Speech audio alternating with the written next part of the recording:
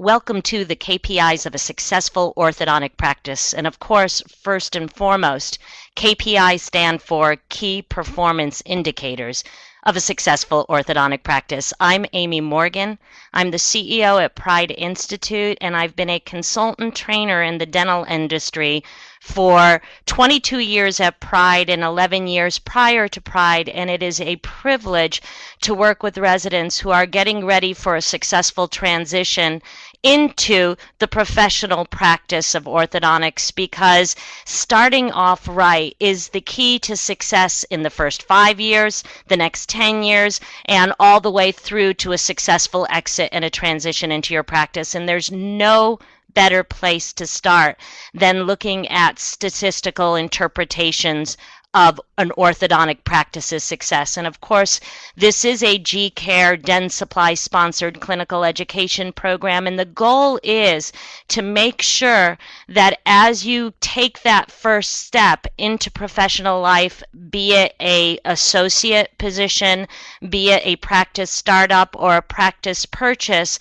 that you feel armed and dangerous and educated enough to be able to choose your experts wisely, make good decisions, and maximize for the best return on investment. So let's get rocking and rolling. The first thing is, and it's amazing to me as a business consultant and a financial planner by training, the small business owner, AKA the dentist, the orthodontist, anyone in our dental community, as you begin to move into small business, there is a wonderful book called The E-Myth by Michael Gerber. And the E-Myth talks about the myth of small business, the myth of that small business entrepreneur, and more importantly, the fatal assumption that that entrepreneur makes. And let me share that with you. The fatal assumption being, if you understand the technical work of a business, then you're going to understand that business that does that technical work. Now, what the heck does that mean? What that means let's use a baker, baking as an example. If you're an excellent baker, if you've been working part-time at a local bakery and everybody loves your morning muffins, and everybody says, my gosh, you should become a baker, and you one night have what Michael Gerber refers to as the entrepreneurial seizure, and you go, yeah, I can do this. I'm going to open up my own bakery. I'm going to get a small business loan, and life's going to be really, really, really good. The fatal assumption is 2 weeks before opening that bakery, that baker is probably working on the next best recipe. Should I use better blueberries? Should I bake more pies? Is there a cookie recipe that exceeds my chocolate chip recipe? A business person 2 weeks before opening would be working on their marketing strategy, their hiring protocols, their training protocols. So the fatal assumption is, just because you're graduating your residency as an excellent orthodontist does not mean you're going to run an excellent orthodontic practice. And that's really important to understand because, again, look at your schooling up to now. How much time has been spent on being able to read a spreadsheet? How much time has been spent on hiring protocols and training protocols? Congratulations, you're part of the myth. And it goes a little bit farther. According to Michael Gerber, there are 3 distinct hats a orthodontist as owner or even as an associate, because an associate has an inherent leadership position because you have to inspire your patients and your parents, and you have to inspire your team to want to support you. So either as an associate or a practice owner, it is absolutely essential to be able to juggle 3 specific hats as that small business owner. That first hat being the entrepreneur. And the definition of an entrepreneur is the visionary, the dreamer, the one who's always thinking of the future. An entrepreneur is not interested in the details of the day The entrepreneur is interested in the challenge of tomorrow. And with that said, is if the entrepreneur was opening up a brand new bake shop, the entrepreneur wouldn't be worried about what's going to be offered as the cookies of today.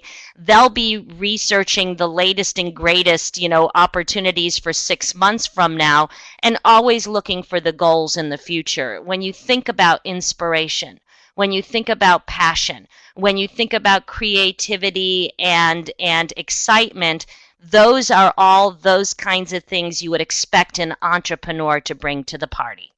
The next hat that's absolutely essential to wear is the manager. And the manager, by definition, if you take apart the word manager, it's derived from the French word man, which is hands. And the manager, by that definition, has his or her hands on the systems of the practice, the team management aspects, the patient management aspects, hands on. They're the pragmatists. They're the planners. If you're having a performance evaluation with your team, congratulations, you're a manager. If you are reviewing the numbers, congratulations, you're a manager. If you're setting up what your scheduling systems, your financial arrangement systems are, you are functioning as a manager. And because the manager is based upon predictability and organization, the manager is taking its call from systems and protocols of the past. So already you can see that there is a interesting dichotomy between being able to function as the entrepreneur visionary and the manager pragmatist and be able to balance that out. Now, the very good news is because you are all residents, you are going to feel very comfortable with the third hat, which is the technician, aka the clinician. And the clinician is that very good baker or that very good orthodontist who feels very comfortable with actually doing the case, not necessarily managing the patient who's getting that case or managing the team that's supporting that case or managing the systems that makes that case efficient and effective. So the technician, by definition, is the doer. If I gave you a pop quiz and said, when you open up your first practice, where's your preference? Do you want to be doing a staff meeting?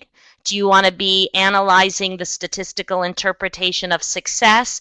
Do you want to be setting visions and goals for next year? Or do you want to be in the operatory, doing a case? If you say, I want to be in the operatory, congratulations, you're being the technician. And the biggest mistake that we see in practice management is many, many orthodontists try to solve all of their problems in the operatory versus becoming very comfortable in all three roles. And our goal over these webinars is to make sure that you can function in all three. So now that we know that, the entrepreneurial model, and the entrepreneur, by the way, definition of an entrepreneur is one who takes risks for an expected reward. It's the risk taker. And unfortunately, the personality profiles that are most attracted to a career in dentistry are those that are not necessarily the risk takers, the dreamers. You're not necessarily the possibility thinkers. You're the probability thinkers.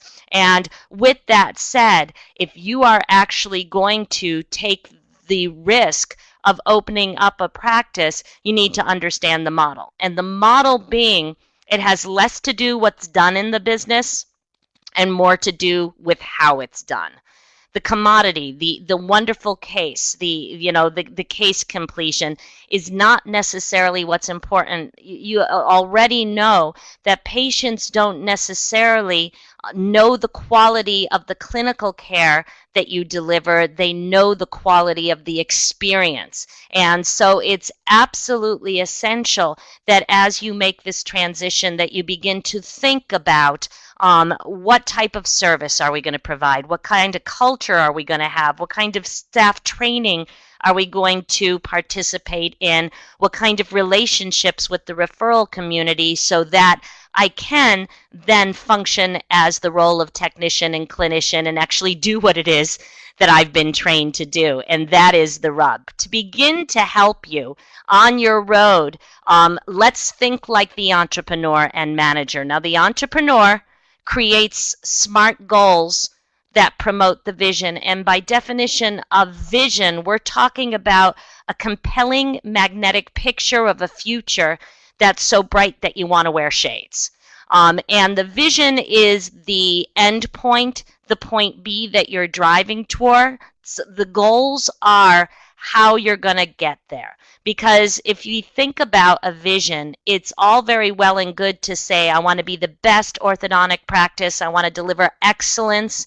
I want people to love me and become raving fans. I want my referral community to refer to me first and foremost. That's the vision. The goal is, what are the steps? What's the roadmap that we're going to need to take in order to make that vision a reality? And I think that most of you have very clear visions of what you'd like it to look like, but not necessarily the A to B steps that's going to be needed to be taken in order to make that vision a reality. So why create positive goals? First and foremost, you create positive goals to make your vision happen. That's what we were just talking about. Goals are very important because they provide direction and focus. For those of you who feel that sharing goals with team are going to make you seem production driven or numbers driven, you're sadly mistaken. I want you to consider you and your team to be marathon runners.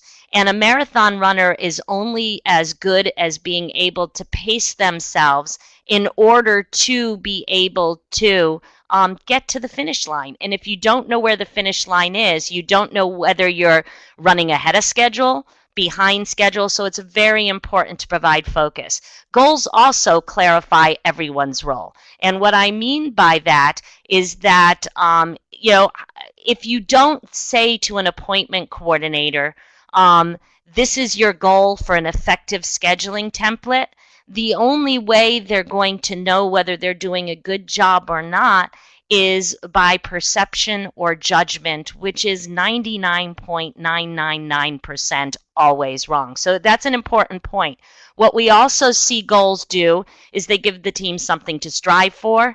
It recognizes and celebrates success, and it's an objective means of evaluation. If the only thing you can say to your first staff member is, I want you to work hard, then you're not really creating a staff members that's going to strive to new levels of performance. We also know that year in, year out, day in, day out, if there's not celebration or acknowledgement of the steps taken to promote success, people burn out really easily. So we're looking for that objective means of evaluation. If you go into a startup and you don't know your 6-month marker, what would be the estimate goals for case starts, for production, for collections, for new patient case acceptance, the only way you're going to be able to define your success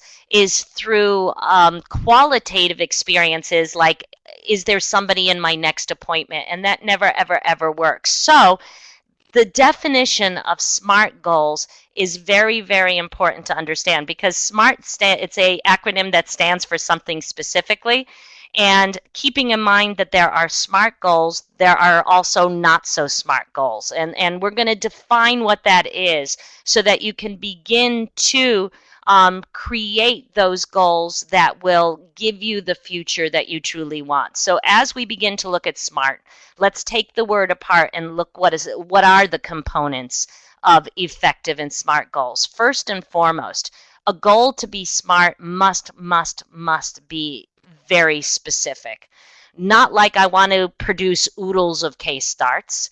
Not I'd like to be able to collect enough money to be in the lifestyles of the rich and famous. A specific goal is something like, we're going to reduce cancellations by 5%. Not, I want to make all my patients happy, and if they're happy, they're going to show up. So the more specific the goal is, the better off you're going to be. Keeping that in mind, a SMART goal is also measurable. And what I mean by measurable is generalities and qualitative responses don't give you the ability to be able to analyze what level of success you're really at. So for example, numbers and benchmarks and standards, not judgments.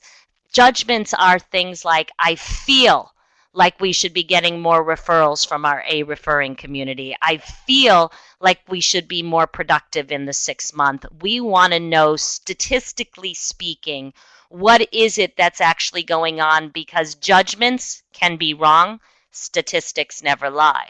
The A part of SMART is then attainable. And what I mean by this is there's a delicate balance between a dreamer and a hallucination. You know, a hallucination is, I want to do $1 kajillion by next week, but I have no way or method to be able to achieve it.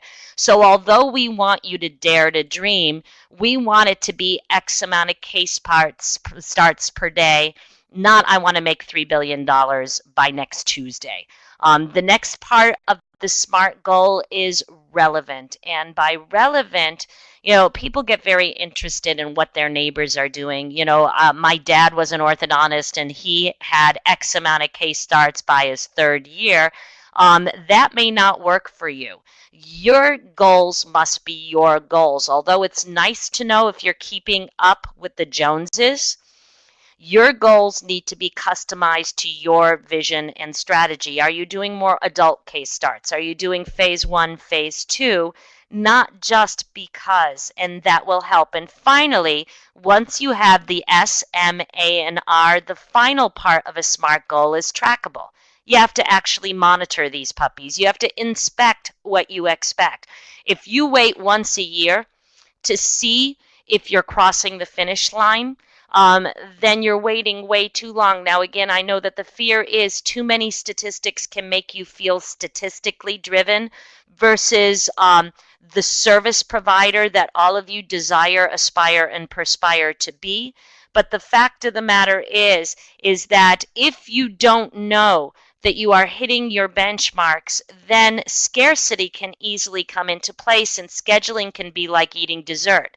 And what I mean by that is no matter how full you are, there's always room to stuff one more brownie in, just like it always feels like there's room to stuff one more case start in, because you don't know when enough is enough. So part of what we're teaching here, as you are looking at the key performance indicators of a practice, is KPIs must be SMART. Now, classically, there's a whole bunch of statistical interpretation of success. But whether you're going into an associateship as your first phase of a career move, or you're going directly into a practice purchase, a partnership, or a startup, there are some basic statistical interpretations of success that is going to be essential for you to be able to track from the moment forward. The statistical interpretations of success are what we look for to monitor when a practice is in the growth phase. And the growth phase is during that initial phase of startup, purchase, or getting your sea legs. That's very important. These are your basic trend indicators. And the trend indicators, and by trend, what we mean is no one number means anything by itself. It requires you to have a goal, an actual, and more importantly, look at it from a year-to-date cumulative point of view, so you don't have the experience of feeling like I'm not doing well because you had a bad month, but you're doing great for the year. So it's important to look at all your SMART goals and statistics based upon a trend. And some of the things we're looking at is, of course, it's important to look at total office production, doctor production per day, possibly per hour. Phase 1 starts, phase 2 starts, so that you can keep a pipeline going. Your collection in dollar value, your collection in percentage, credit adjustment percentage being those adjustments you make against productivity because of VIP discounts, insurance write-offs, pay in full discounts, insurance write-offs, accounts receivable ratio being the total monies owed against your productivity, accounts receivable over 90 days being total monies owed over 90 days. And as an orthodontist, you're going to see 50 to 60% of that over 90 days because 90% of your patients will be on pay arrangements. That will be anywhere from 12 to 24 months in length. Total number of new patients, number of inquiries over scheduled first appointment, case acceptance rate, which is of the amount of treatment that has been diagnosed, how much has been said yes to with a financial arrangement in writing and first appointment scheduled, which is very important. Now, you never go for 100%. That's 85% because we do want you to not diagnose the patient or the parent's pocketbook. We want you to diagnose ideal orthodontic care based upon their needs, IQ level, and trust level. And then, of course, number of patients in active care. And that's a great way to start monitoring something. For those of you who are getting ready to do due diligence and are looking at a practice to associate in or a practice to purchase, very, very specifically, bottom line, these are the numbers that you can and should be interfacing with so that you have some kind of idea of your potential as you begin to segue into that practice. As you start to look at this, I consider this slide to be the secret of the universe page because I want you to, if you understand this particular slide, you're going to feel well equipped to make some very difficult and challenging and courageous decision over the entirety of your career as an orthodontist. And I don't think that I'm overselling this. We call this page or slide the entrepreneurial spine. And it's because I want you to consider yourself as a potential business owner to be, as the entrepreneur and manager of your business, a business chiropractor.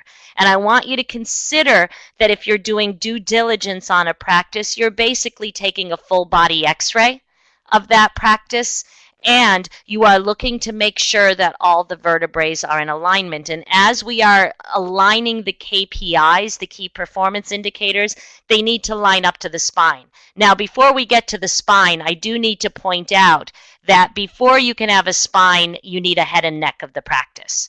And the head and neck of a practice is your vision, AKA your brand, if we're going to talk about it in marketing terms. The vision of your practice is the compelling magnetic future that is way beyond what you have right now that you really, really, really want. It needs to be compelling to you. It needs to be compelling to your team to be. It needs to be compelling to potential patients and parents, and it needs to be compelling to your referral community. So it has to be a noble and worthy point B to drive towards. Now, in marketing terms, that vision can become what's called your brand promise, your brand identity. And your brand is the promise that you make to your community that you intend to never, ever, ever break. Branding is incredibly important as a step zero to practice health and well-being. And we're going to get a little bit into that in just a few slides going down. Once you know what your vision and brand is, then and only then can you set your first vertebrae. And your first vertebrae, as we discussed, are your goal-setting mechanisms. Thou shalt not set a goal that doesn't intimately support and promote your vision and brand. And with that said, there's two types of goals that we're going to be setting here. We have what's called active goals, which is black and white tangible results, easily statistically interpreted, just like we talked about in SMART goal setting.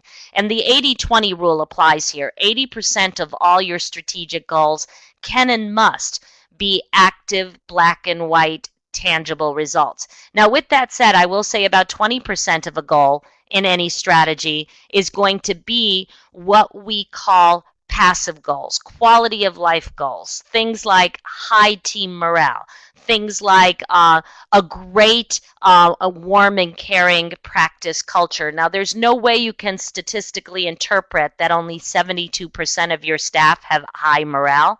So it does take a little bit of innovation to figure out how to statistically interpret that, but your goals must intimately support and promote your vision. That's the first point of alignment. Once you have your active and passive goals, then you can statistically interpret success, and the final vertebrae, the anchor vertebrae to your entrepreneurial spine, is you create your operating systems. And by operating systems, I mean scheduling, marketing, treatment presentation, financial arrangements, your continuing care on your phase 2 or your pipeline of delayed treatment points. You design your systems to achieve your goals, to accomplish your systems. And that means, do I purchase OrthoTrack, Tops, or Dolphin? Do I extend my financial arrangements to external opportunities first or internal? All of those questions get answered per your spine and adapt to your spine. And then the final most important vertebrae is, as you begin to hire a staff, you design the team job descriptions to accomplish your systems, to achieve your goals, to accomplish your vision. So, do I need to hire a front office person with experience? Is it more important to have clinical skills for my assistants or customer service skills?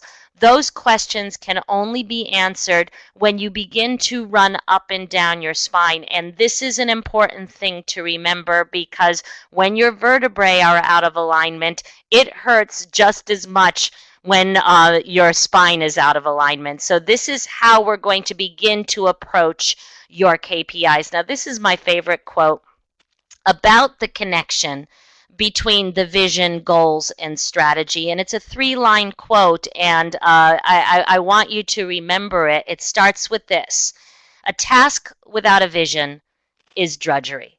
So as you begin to inspire yourself, your patients, your referring community, and your team, anything that feels like a drudgery is missing that compelling magnetic future outcome that is so desirable to all. So you can't have passion, you can't have influence, you cannot have inspiration without the vision. Now, I'm not talking a fluffy, I want to help all the little children of the world. It needs to be a vision with teeth in it in order to work. So anything that feels like a drudgery, I guarantee you is missing vision. However, look at the second line. The second line is, a vision without a task is but a dream. And that's like the New Year's resolution. I want to lose 25 pounds, but first I want to eat this pizza and this ice cream. If you have a noble vision of a future, then you need to have the goals and the strategies lined up so that it's not an empty promise, because the third line is what's going to make you successful in practice. And that third line is, a vision with a task is the action and the hope of the world. So as you begin to write your business plan or do whatever it is that you're going to be doing as your next phase of transition, keep in mind that both sides of the fence are incredibly essential for you to get the return on investment that you deserve and desire. So now that we know this, just a little bit of help. If we're not going to be able to write your vision here, I do want to help you a little bit with your brand promise and your branding process. And that means that you need 3 practice management tools to hit the ground running. Your vision statement, which defines the long-term aspirations. Your mission statement, which defines in global ways the strategy, how you're going to approach your vision.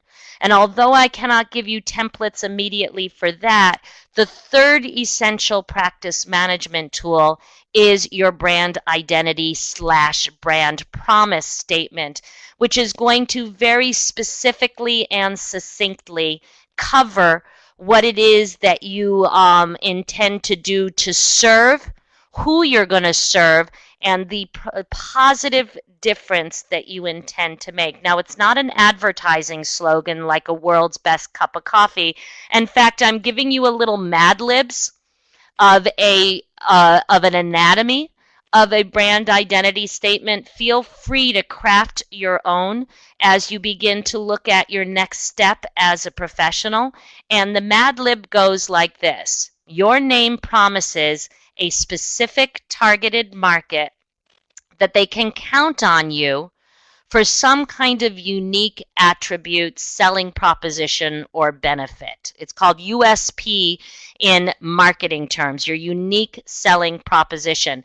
And your brand identity means how are you going to deliver that? And to give you an example of what a orthodontic brand promise can sound like, and this is actually a brand identity statement that I did for a practice startup that I've been working with over the past year. And it goes something like this: the Center for Orthodontic Excellence promises our teen and adult patients who desire the best dental care and results possible that they can count on us to deliver state-of-the-art orthodontic care that exceeds expectations. And this care will always be delivered with warmth, collaboration, and a spirit of fun. And this has to be as customized, non-cookie cutter like as the unique snowflakes that you intend to be. If I had a nickel for every brand statement that said you're a quality orthodontic practice here to deliver excellence, I'd be retired. So this does have to begin to establish your personality. Once you have at least a brand identity statement, we can begin to look at the more specific goals and statistical interpretation of success. And the ones you're going to be most interested in are the cash flow management definitions, because we all know that you're graduating with debt that would give cardiac arrest to a moose. And it's important to know that you're going to be able to hit the ground running and be able to have a clear idea of when you're going to begin to justify that investment and begin to flourish as a result. So there's some cash flow management definitions I want to give you first so that you understand it. The first definition is what we call a break-even point.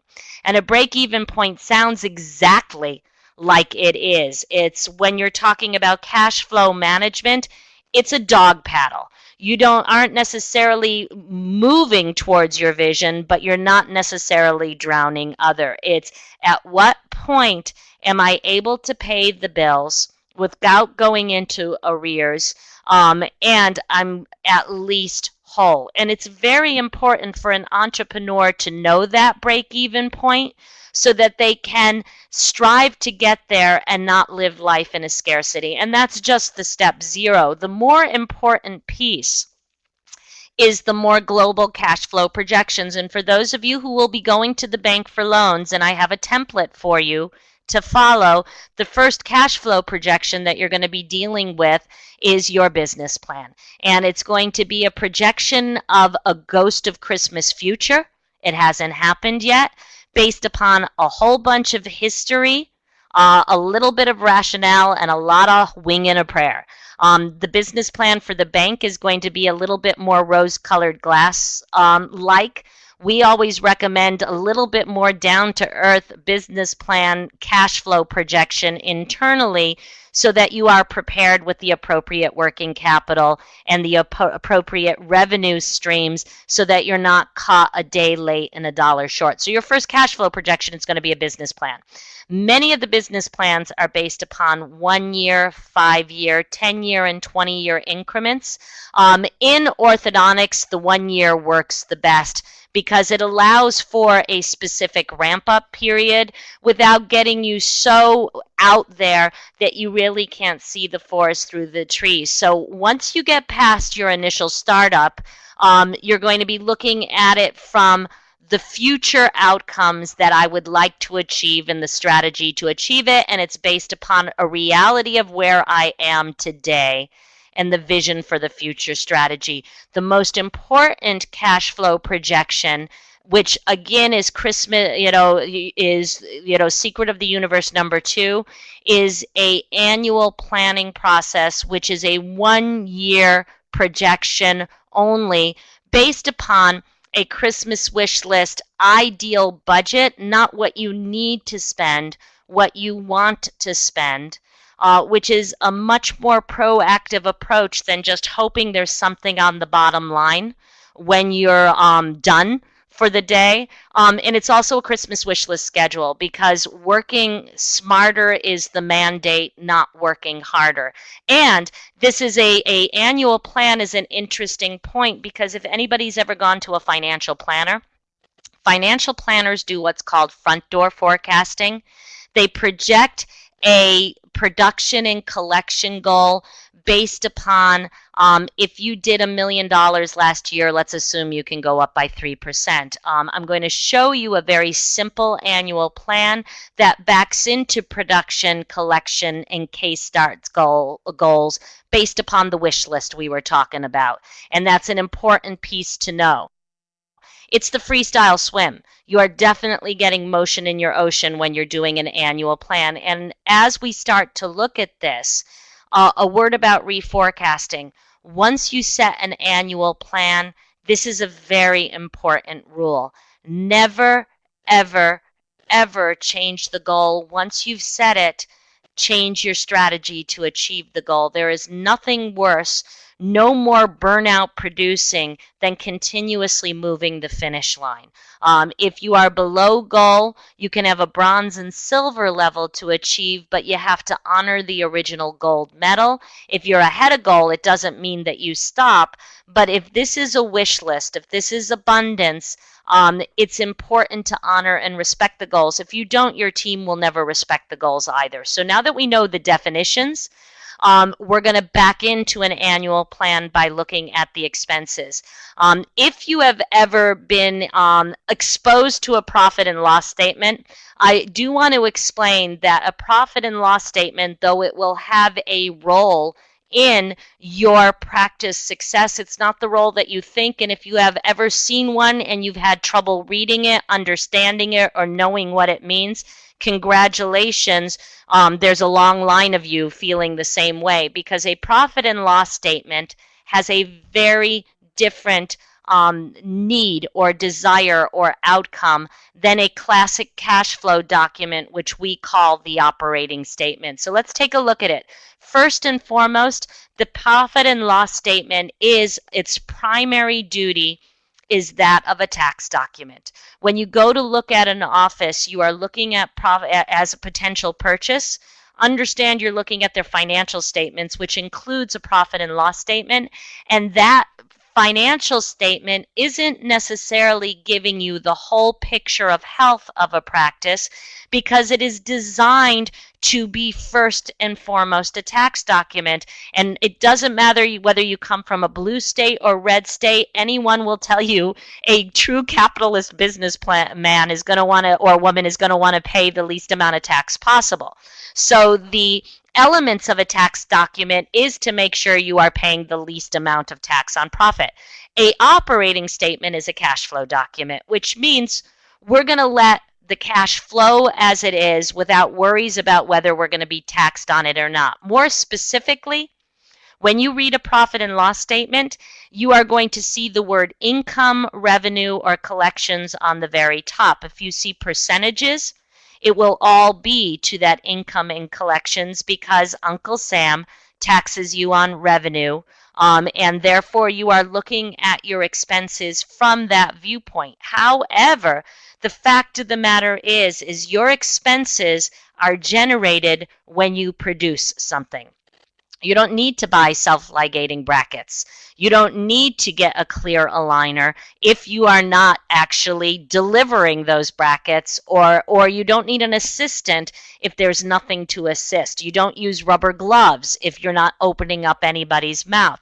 So if we're looking at your expenses from an internal cash flow efficiency, we're always going to look at it from the viewpoint of what you produce, and we mean your full fee, usual, customary, and reasonable, not an adjusted insurance fee. And that's an important point to know. Number 3, on the profit and loss statement, you're going to see crazy little words like depreciation amortization. And it's not that they're false words or illegal or criminal. Something like depreciation is a tool that the government invented during the last depression to get entrepreneur small business owners to invest back into their business, which means you get a tax benefit every time you buy a digital x-ray or a new chair. Now, you will see on a profit and loss statement a negative something coming out called depreciation.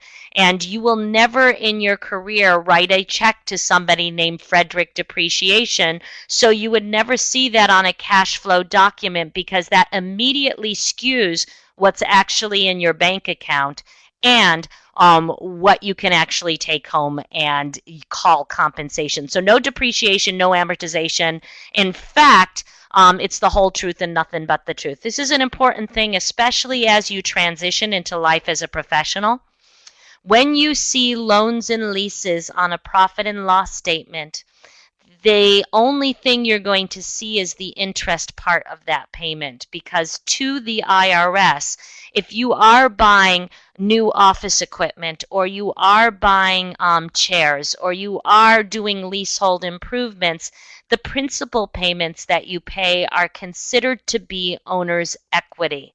And there is the assumption that someday you may get that equity out of the practice, so you are taxed on it. So if your first practice loan is $5,000 a month, principal plus interest, the only thing that's going to show up on your P&L is the $1,500 worth of interest, which once again means if you look to your bank account to see what money you have to spend at home, you're not going to see it there.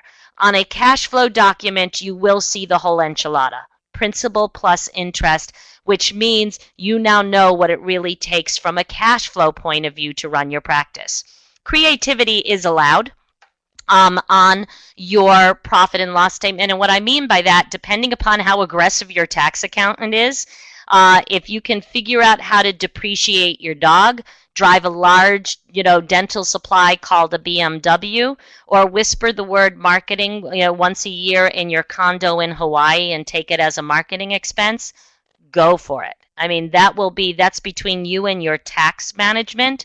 But on a operating statement, you want to see the whole truth and nothing but the truth. So if you've got your 6-month-old on the payroll so that you can fund a Roth IRA for future college, that's good for you, but we really need to know what your true payroll is. And this is an important thing for you to be aware of as you begin to do your due diligence as an associate or a practice owner, is to make sure you're seeing the true expenses. The bottom line is the true purpose of a profit and loss statement is to show the least amount of profit possible so that you are not paying taxes on it, which means if there is a bracket around the final number on the P&L, that's cause for celebration. If the operating statement or cash flow document is to show the true profitability of a practice, if there's a bracket there, it means that practice is going bankrupt. So there is a role for a P&L. There is a role for a cash flow document. One is an internal document. One is an external document, and you need to have a heightened awareness of both. What you're seeing on the screen now is a much deeper, broader operating statement. And notice it's going to be much longer than a P&L. A P&L is usually about 2 pages long max. A cash flow document is going to be much more specific in its detail, much more able for you to look at different profit centers. It's going to be showing you both your month and your year to date, as well as you see here, when you see production UCR percentage, adjusted percentage, it's showing your expenses as they relate to productivity. And that's an important thing to be aware of. The first part of an operating statement is going to have what we call major expenses. And major expenses, by definition, all lumped together. Very specifically, if once a month you bake a really excellent chocolate production and collection cake, major expenses are the biggest slices out of your cake. It's directly related to operating an orthodontic practice, and it's big slices. Very, very simple. And of course, the very first and most major expense you're going to see, because you're a human service organization and your greatest asset is your staff, is your employee expense first and foremost. Your lab expense is also considered to be a major, your facility, your dental supplies, and your promotional expense. And in just a second, I'm going to share some KPI range norms on this so you can know if you're keeping up with the Joneses. Okay? Your next expense category is what we call the minor expenses. And minor expenses are also operational, but notice how long the minor expense categories are. These are little crumbs that add up to a significant slice. Your major and minor expenses are your direct operational costs that it takes to run an orthodontic practice. And once you know that, there's another category, and if you're an artist and you are taking notes, I want you to draw a skull and crossbones on this one, because this is where the entrepreneur gets into the biggest trouble. Discretionary expense is exactly what it means. It's owner's choice, discretion. This is office related, but how you buy it, why you buy it, and when you pay it back is strictly owner's choice. So how am I paying for equipment? How am I paying back my loan? Am I bringing on an associate? Am I bringing on a consultant? These are not necessarily necessary to start an orthodontic case, but it's essential. And if you're paying it back on a 5-year, 7-year loan, or if you're trying to pay in cash, it will impact your cash flow. And you'll be very excited to see the final category being what you have been striving for from the beginning. It's owner's compensation, also known, if you see here, EBOC stands for earnings before owner's compensation, which breaks out into what we call non-cash compensation, which is what the practice pays directly for that benefits the owner. So if you are getting your medical through the practice, if you are getting your payroll taxes or a pension paid through the practice, congratulations, you have non-cash compensation. And cash compensation is the actual draw or bonus. Now, so that you can feel like you're keeping up with the Joneses, I do want to share the range norms for orthodontic practices. Now, the country's a very big country, and when you look at this, the range norms change depending upon the region that you're in and do need to be customized to your goals and strategies. Remember, these percentages coming out of the chocolate production collection cake is to production. But to give you an idea of what you can expect from a due diligence point of view, the very big range norm for employee expense is anywhere to 22 to 38% of your cake. The closer you are to big cities, the higher that percentage is going to go. The midline is definitely 25%. Your lab, depending upon whether you're doing lots of clear aligners or work with labs, is going to be anywhere from 0 to 5% of productivity. Facilities, rent or mortgage, custodial, anything that has to do with the facility, 5 to 7%. Ortho supplies, 5 to 7%. Promotions, especially in a growth practice, is going to be on the higher end. That's your website, that's your search engine optimization, that's referral gifts, that's newsletters, it's thank you gifts, it's everything that you're doing, and that's about 30 to 5%. And then minors are about 10 to 12. And as I say, the majors to the minors are your direct operational costs. When we get to discretionary expense, for you to get the return on investment that you deserve, discretionary expense must be less than 10% of your productivity. With that said, when you have your first entrepreneurial seizure and you purchase your practice, or you bring on an associate, or you invest in the cone beam scanner, There will be times in your career where discretionary expense will be higher. And the only thing that that means is that expense has not returned its investment yet. If you become an associate and for a while the senior orthodontist discretionary expense is higher than 10%, all that means is that you haven't had maximum exposure and you are not yet returning that full return on investment.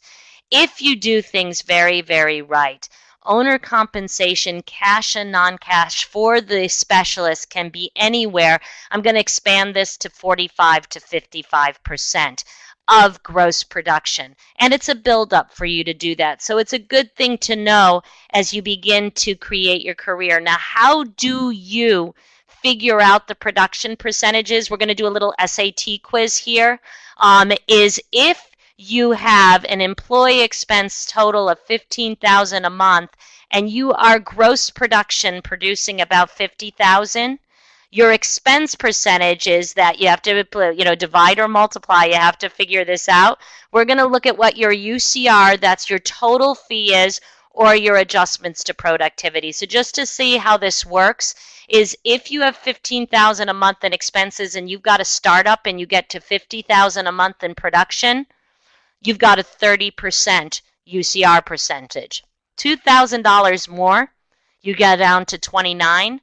5,000 more, you go down to 27%. So this is how you begin to look at when your employees are delivering maximum return, is based upon the small incremental starts for productivity. Now, if you happen to be a Delta provider or a MetLife provider and you are adjusting your full fees by 20%, look at what happens to that same employee percentage. So part of the game is making sure that you are monitoring your adjustments as well, because you might be right staffed, but if you are taking a bunch of adjustments, you could still be cutting severely into your profitability. So as we wrap this up, drum roll if you please, the secret of the universe is the annual plan. And the annual plan, just to show you what it looks like, and this comes directly out of our GAC Leading the Orthodontic Team by the Numbers building blocks,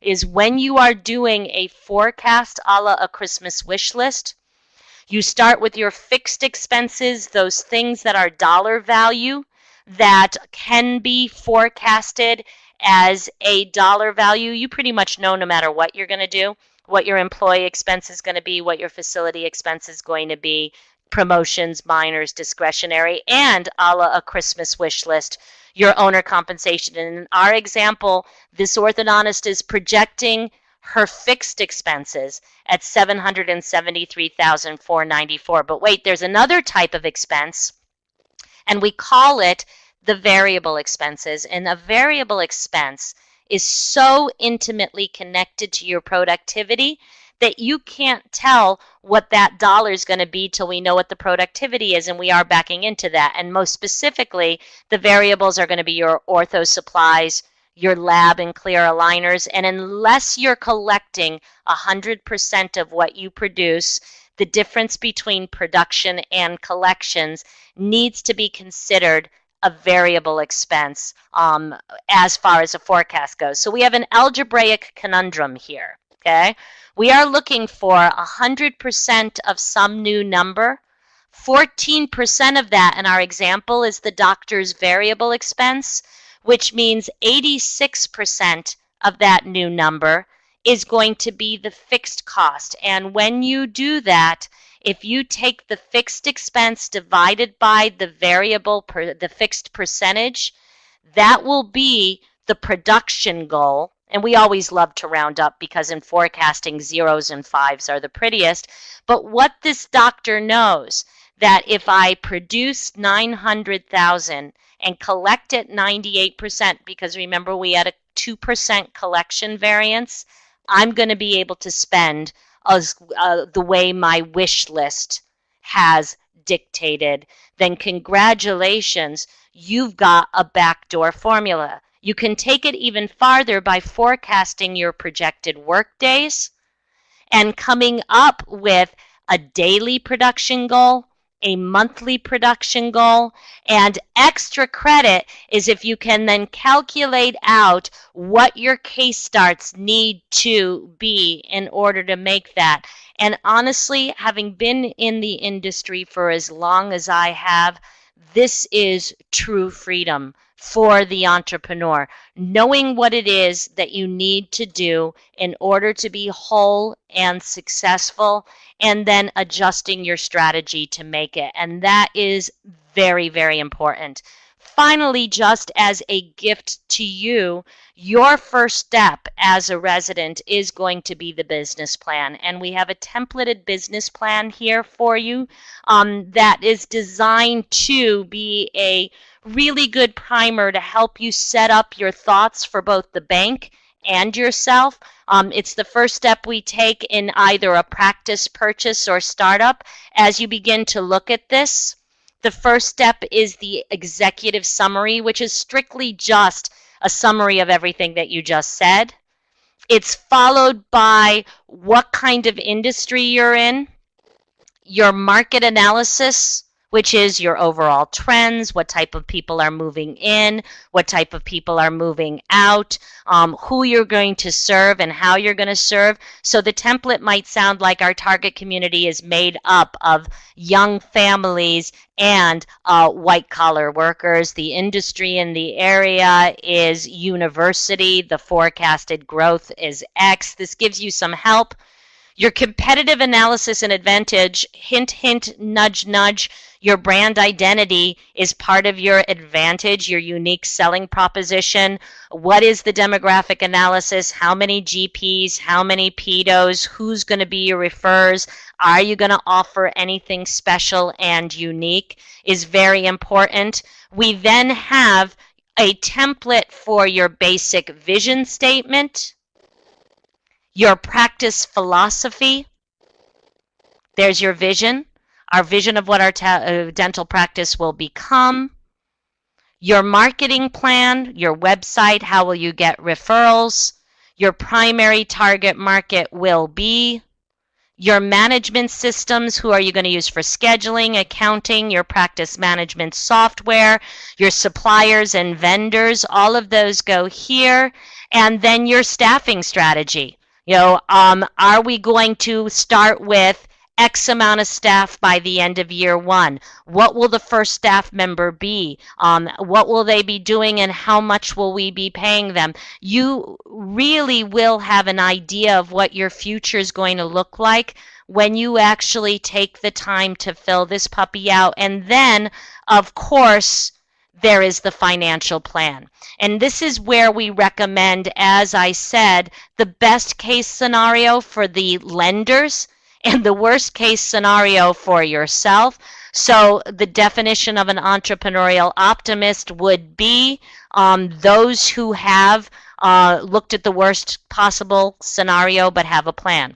Your cash flow projection will be called a pro forma.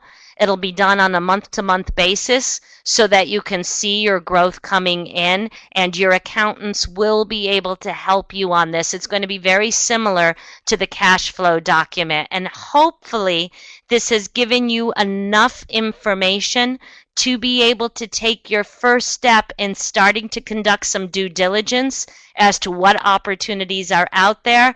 Be educated enough to know what you know and don't know so that you can make the right decisions that will stand you in good, successful, gunshot from now till the end of your career. I know this is a lot, but I love this quote: courage is fear holding on a minute longer. That's part of, Dr. Pride used to say, when I accepted my role as an entrepreneur, I started sleeping like a baby, which means I woke up every 2 hours wet crying for my mommy. And that's all part of the entrepreneurial point.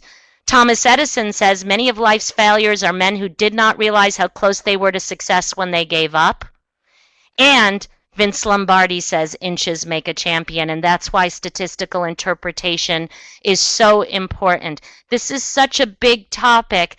I do want you to know that this is enough to start getting you thinking, but if you have questions, please feel free to go to our website, www.prideinstitute.com. There is an Ask a Consultant tab. Let them know that you are part of the G-Care Residence Program and we can help you, because we feel that there has never been a better time, no matter what the economy is, to hit the ground running, and we want to support that. Thank you so much for attending.